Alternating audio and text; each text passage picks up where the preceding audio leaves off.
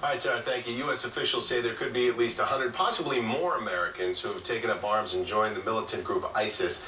It's alleged Stoughton man who attended Northeastern University and UMass Boston is part of that terror network.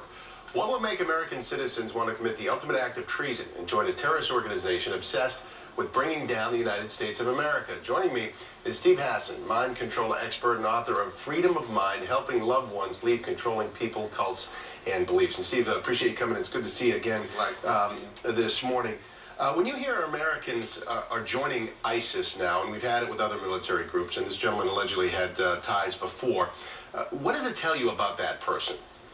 It says to me that they are ignorant about cult recruitment tactics, the totalistic black and white us versus them, deceptive recruiting, the incremental approach.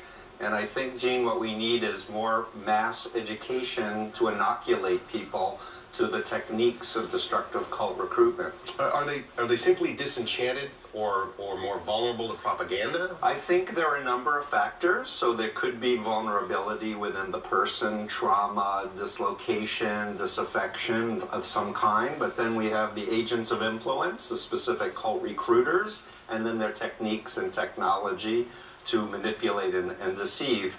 And I've developed a model called the BITE model, which is controlling behavior, controlling information, controlling thoughts and emotions.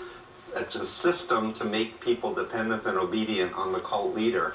And I've, in 40 years of my work as a therapist helping people get out of these types of groups, I can tell you that a little bit of education will inoculate people from these types of groups. Unfortunately, we tend to blame the victim, say the person is unstable or they're stupid or they come from a bad home, as opposed to we're human beings, we're vulnerable to social influence, conformity to group and peer pressure, to authority figures, and that with hypnosis and specific behavior modification techniques such as sleep deprivation, thought-stopping techniques, phobia indoctrination, intelligent, educated people can be made to become a different person.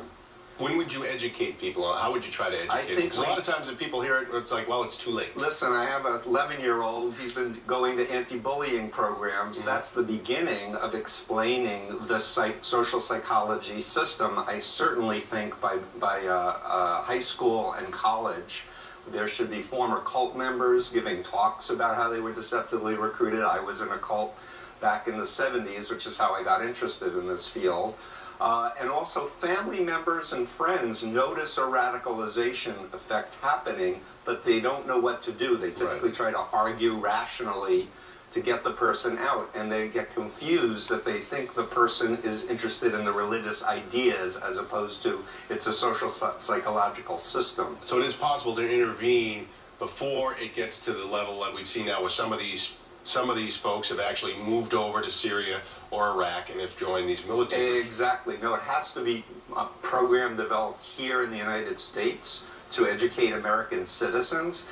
And we also need to develop more sensibility as a community to reach out to friends and relatives and notice if something's wrong to actually, there's a suicide training happening in Newton because of what happened this year, to say, hey, what's happening? Are you starting to study some radical ideas? Let's meet with a Muslim cleric who actually knows the Quran, who understands that these groups are promulgating a distorted version of Islam. So it is possible to keep these Americans from going over there if the right programs implemented, people do it the right way, and make it part of sort of the curriculum, if you will. Right, but I think family members and friends get frustrated, they get embarrassed, they don't want to tell authorities that someone that they know is getting radicalized, and so that silence enables the manipulators to then systematically get them to an isolated location, get them to one of these madrasas or mosques, and totally control their minds. Very interesting. Steve Hassan, appreciate you coming in this morning. My pleasure. Thanks so much. Great to talk to you.